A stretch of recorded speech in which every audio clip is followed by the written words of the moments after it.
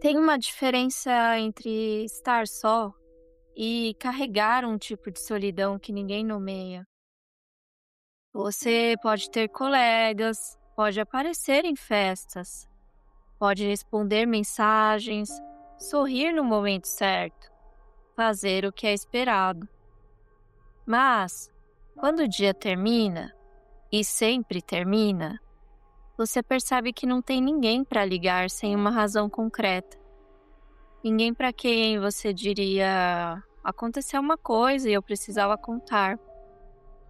Isso é diferente de ser introvertido. É diferente de preferir silêncio. É uma falta específica que não tem nome fácil e que muita gente carrega sem perceber que está carregando.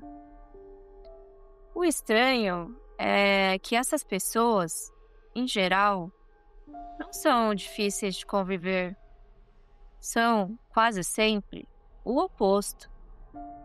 São as que ouvem com atenção, as que lembram dos detalhes, as que perguntam como você está e realmente esperam a resposta.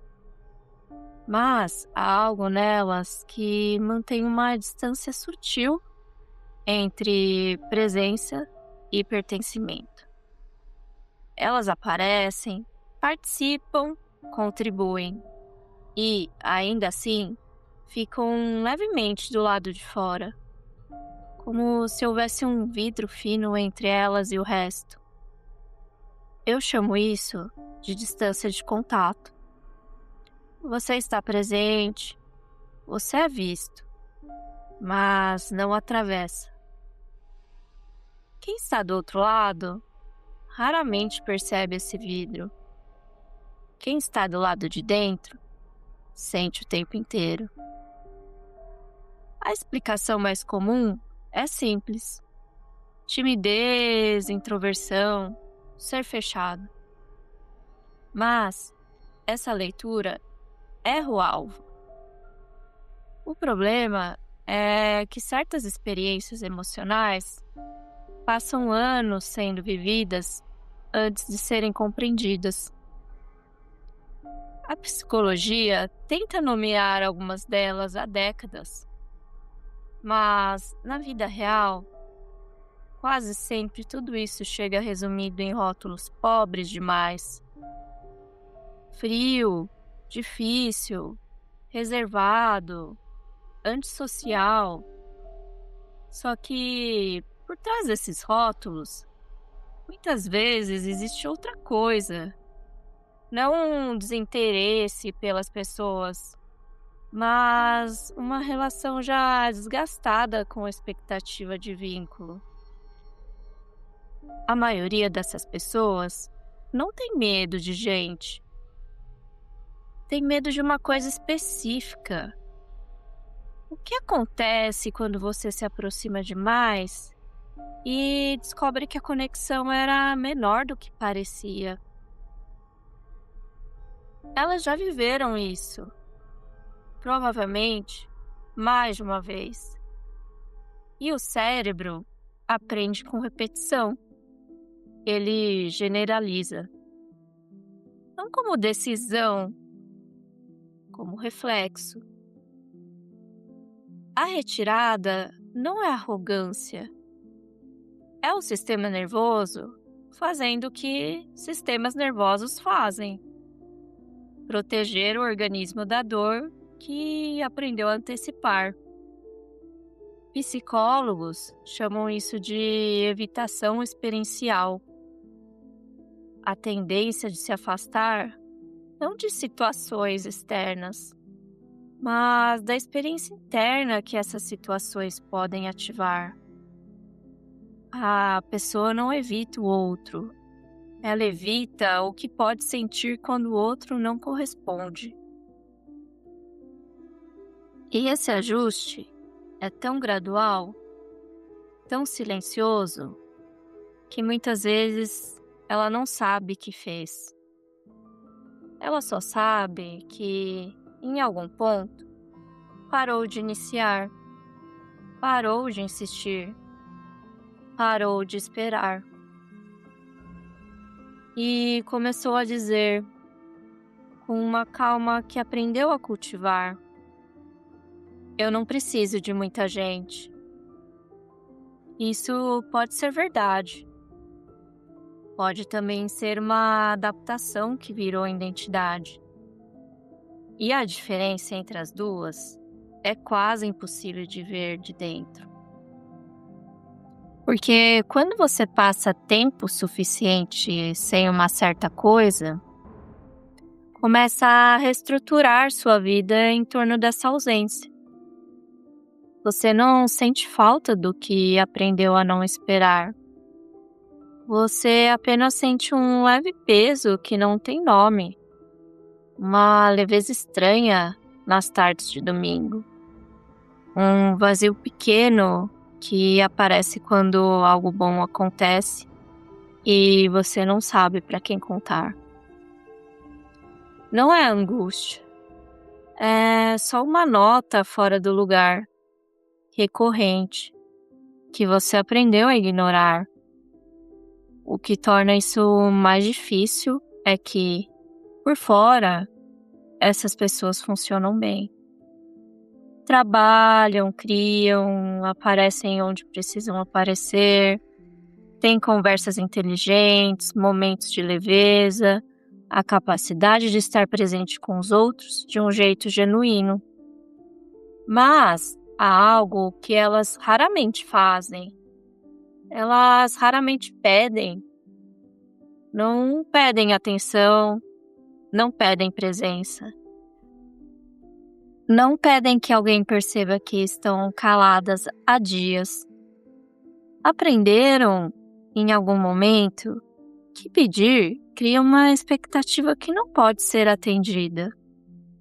E não ser atendido dói mais do que nunca ter pedido. Então elas fecham um ciclo antes que ele comece. Tornam-se autossuficientes de um jeito que parece força, mas que às vezes é só um sistema de proteção tão bem calibrado que virou segunda natureza. Aqui está a contradição que quase ninguém vê. Essas pessoas são, em geral, extraordinariamente capazes de criar conexão. Sabem ouvir de um jeito que faz o outro se sentir visto. Sabem estar presentes sem invadir. Entendem o valor do que não é dito. Mas raramente recebem o que oferecem. Não porque os outros sejam maus, mas porque quem aprende a não pedir também ensina os outros a não oferecer. E com o tempo, isso cristaliza uma crença. Eu sou o tipo de pessoa que cuida, não o tipo de pessoa de quem se cuida. Não é verdade, é uma narrativa construída por repetição.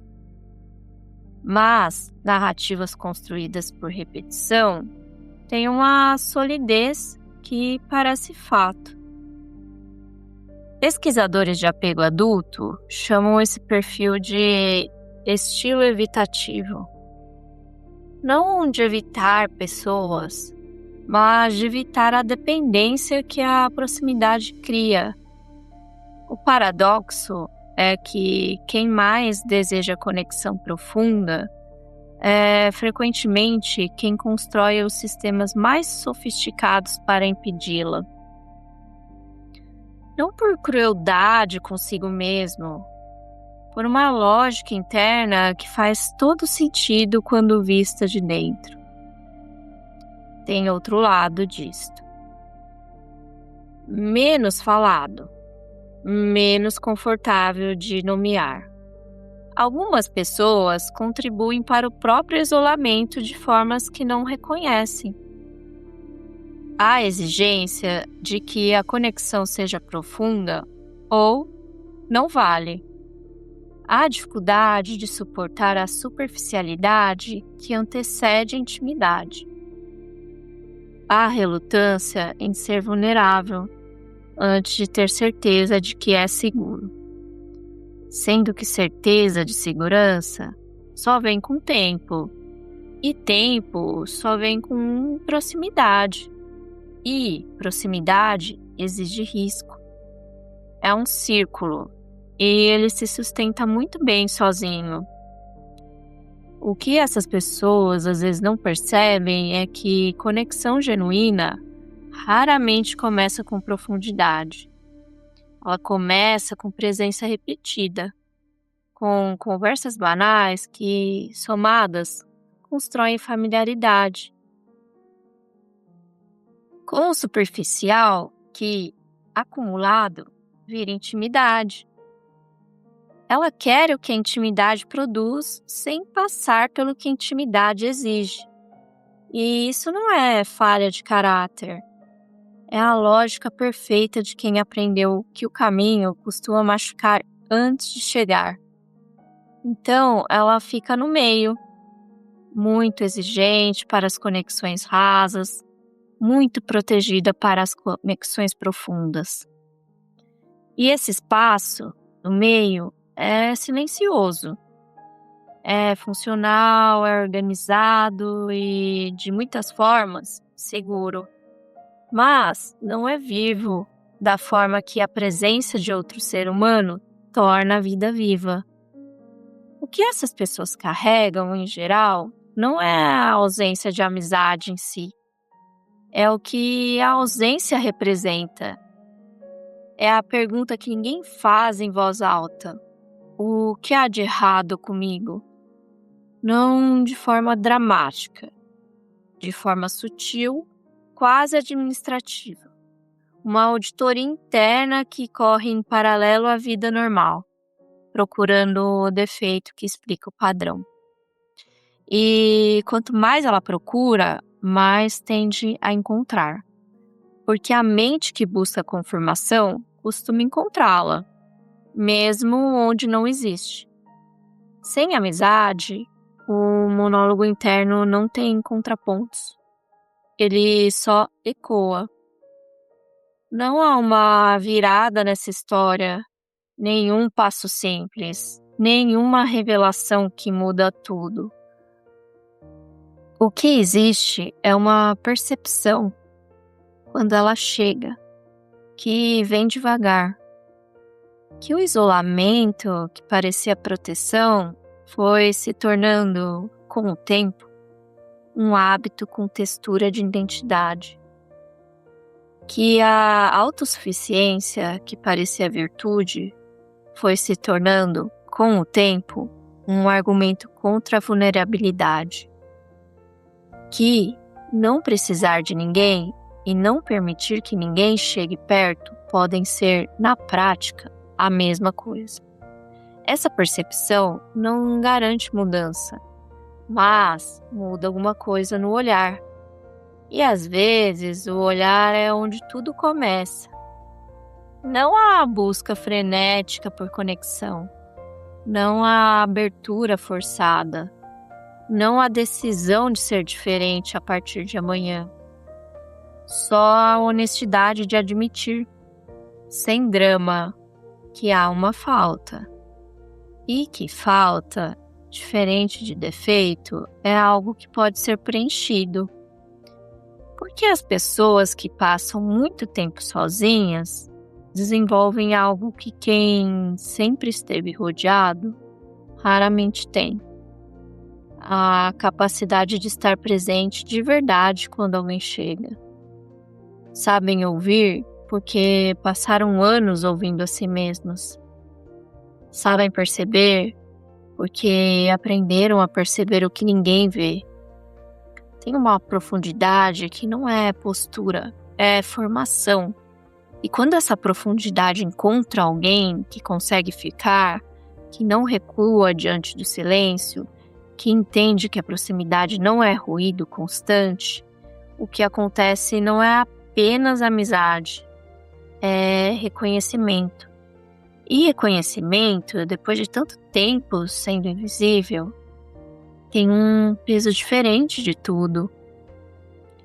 Se isso colocou em palavras algo que você sempre sentiu, mas nunca soube explicar, fica por aqui.